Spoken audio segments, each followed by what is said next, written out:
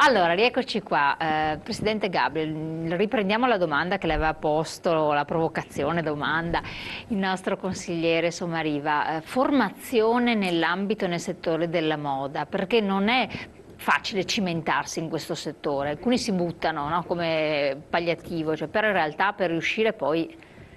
Ad avere un po' di successo, diciamo. Bravo, a non chiudere subito, no? Ecco, diciamo che la moda è un mondo un po' difficile perché sta attraversando un periodo difficile, forse in questo periodo di crisi è fra i settori che la sentono di più.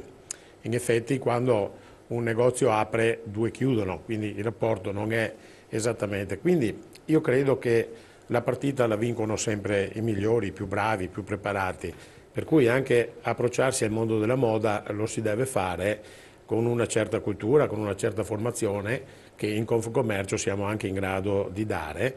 È importante approcciarsi con una buona conoscenza del visual merchandising, cioè quel modo di comunicare che dobbiamo tenere sempre molto ben presente nelle nostre vetrine all'interno dei nostri negozi, quindi dobbiamo proporre il prodotto in modo giusto.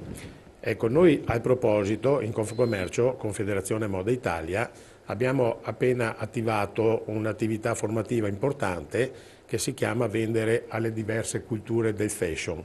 Cos'è che vuol dire? Vuol dire che noi, soprattutto sulle zone turistiche, soprattutto su quelle delle città storiche, delle zone turistiche importanti come Venezia, come le spiagge, ci troviamo ad avere rapporti con turisti che vengono per l'appunto da altre culture. Da altre culture vuol dire da altre nazioni, per esempio abbiamo il turista cinese, il turista russo, il turista arabo anche adesso. Quindi vendere a questa gente vuol dire approcciarsi nel modo giusto. Se noi ci proponiamo come ci proponiamo normalmente al cliente italiano che siamo abituati diciamo, a lavorare, qualche volta potremmo persino arrivare ad offendere questa gente perché sono abituati diversamente nel loro paese. Sono culture diverse, quindi. Quindi attraverso Federazione Moda Italia per l'appunto abbiamo già sperimentato una prima attività formativa che io ho organizzato in Venezia e abbiamo avuto il piacere proprio di aver avuto presenti 70 aziende, 70 aziende importanti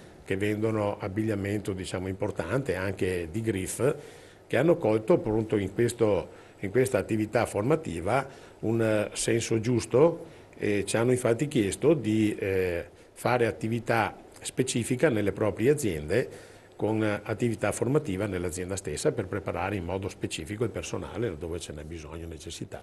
Beh, questo è molto utile tra l'altro, cioè va un passo avanti, cioè può dare... Diciamo, sono delle soddisfazioni che cercando di dare delle risposte ai nostri associati anche abbiamo, insomma, abbiamo colto, sì. Quindi una crescita che avviene anche in questi ambiti, in questi settori. Parliamo di crescita ma parliamo anche di aspetti che possono in qualche modo incentivarla. Ci sarà la BIT adesso a Milano e sarà un'occasione anche importante, è ancora un'occasione importante.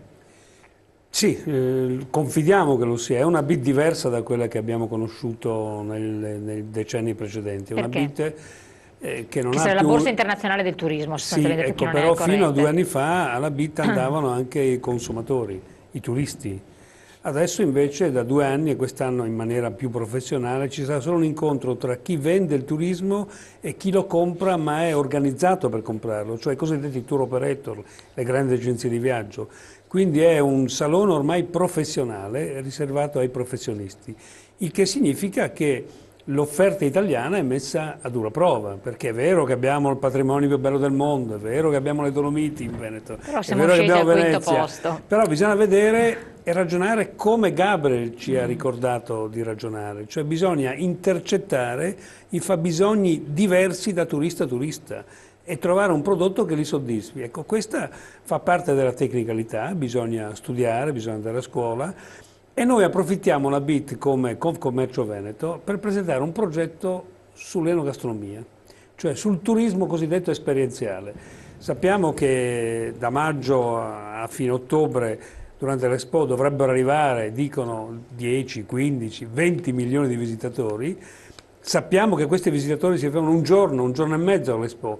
Poi vorremmo farli rimanere in Italia, magari farli venire a Venezia E allora sull'asse Milano-Venezia vorremmo costruire una sorta di fuorisalone permanente sul tema dell'enogastronomia. Abbiamo individuato 100 ristoranti, abbiamo individuato una ventina di aziende di prodotti alimentari, tra cui uno o due le ha citate anche la nostra chef prima, che vorranno offrire al consumatore di Expo, ma anche ai veneti, anche agli italiani, un'esperienza, un soggiorno in Veneto per capire dove nasce il cibo, come si fa a produrlo bene, come si fa a trattarlo con rispetto da parte di questi ristoratori, e saranno inondati di racconti, quello che i tecnici chiamano storytelling, cioè quello che fa lo chef patron andando in sala a raccontare come ha fatto quel piatto, dove nasce quel prodotto. Il ristorante diventa una sorta di guida permanente per il cliente, perché gli dirà: vai a vedere quell'azienda, come nasce il latte, cosa mangiano le mucche da cui si munge quel latte, oppure che fatica si fa a creare quel vino che hai somministrato in tavola. E poi alla fine ci sarà anche una piattaforma di e-commerce, speriamo con poste italiane, attraverso la quale il visitatore che viene non deve prendersi la cassa di vino, una pezza di formaggio e portarsela via come in aereo, no. Con un click la ordine e gli arriva tranquillamente a casa. Ecco, questo progetto che ha del positivo nei confronti del consumatore si chiama Veneto Positive Food, all'inglese, perché siamo... E volevo dare l'ultima battuta, mi ha incuriosito Gabriel prima, quando ha detto il corso per le diverse attitudini, esperienze e culture. Bene, per esempio a un cinese raccontare la cucina veneta è praticamente impossibile. Nello schema alimentare cinese non esistono i prodotti, la pasta, i dolci, il dessert, l'antipasto. Esiste dolce, salato, piccante, speziato. Anche perché mentre noi il dolce lo prendiamo a fine pranzo, nella cultura nostra, lì il dolce lo possono prendere all'inizio, durante. E allora stiamo preparando questi ristoratori a raccontare i loro menù alla luce delle culture che vengono da lontano, perché noi crediamo che in questi prossimi mesi, ma come sempre a Venezia, insomma, le culture del mondo si trovano, è un crogiolo di genti, e quindi è giusto che ci sia un'attenzione al consumatore, perché questa attenzione al consumatore ripaga l'operatore e perché crea valore. Noi stiamo cercando di far creare valore alla ristorazione veneta. Può essere un'occasione anche per il settore moda? Penso proprio di sì.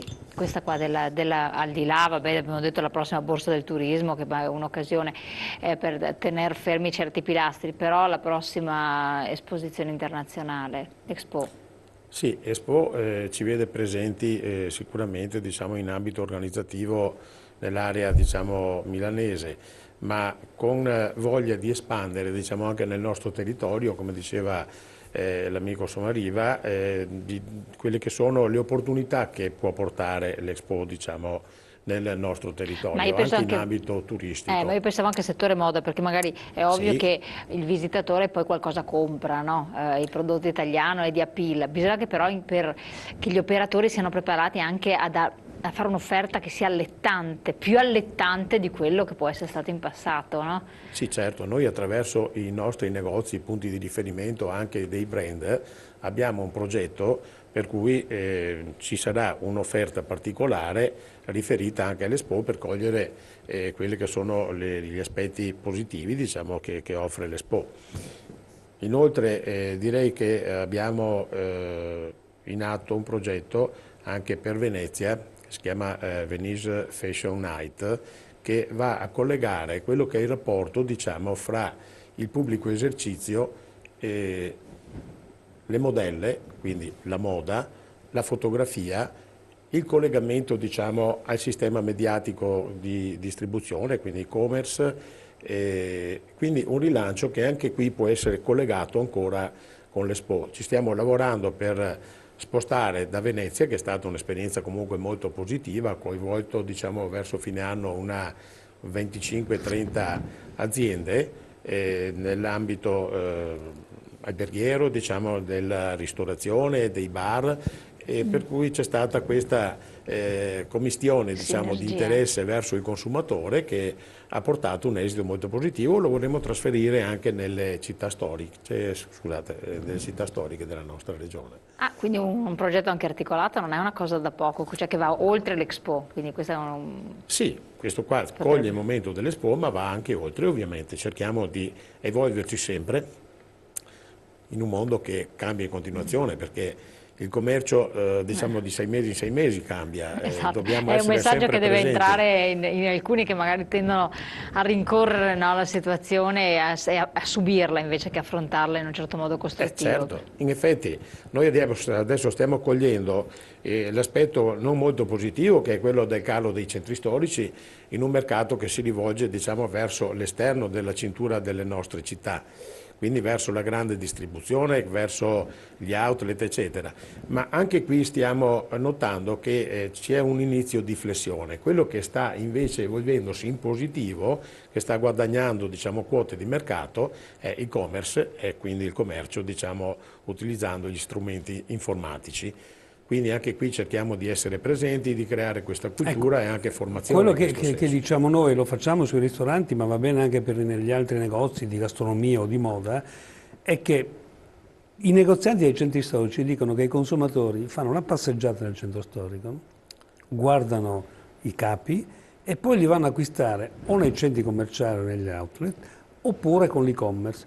A noi vogliamo un po' ribaltare questo meccanismo. La piattaforma di e-commerce di cui parlavo prima per i ristoranti non sarà una piattaforma unica. Ogni ristorante col suo website farà il suo e-commerce, perché è meglio, cioè uno va, assaggia, prova, capisce per esempio l'arte con cui si fa il radicchio di Treviso, l'importanza che ci sia il freddo giusto, perché più freddo è, ha detto prima lo chef, più dolce è il radicchio. Ecco, poi lo compra, ma nello stesso posto in cui l'ha visto. Non è che lo guarda da una parte e va a comprarlo dall'altra. Non è che lo guarda e poi lo va a comprare da Amazon il libro, perché lo compra nell'e-commerce di quel ristoratore e di quel negoziante. Questo è il futuro. Assolutamente. Giusto? Assolutamente Torniamo giusto. su questi temi molto interessanti, affrontiamo anche altre questioni. Pubblicità, pochi secondi.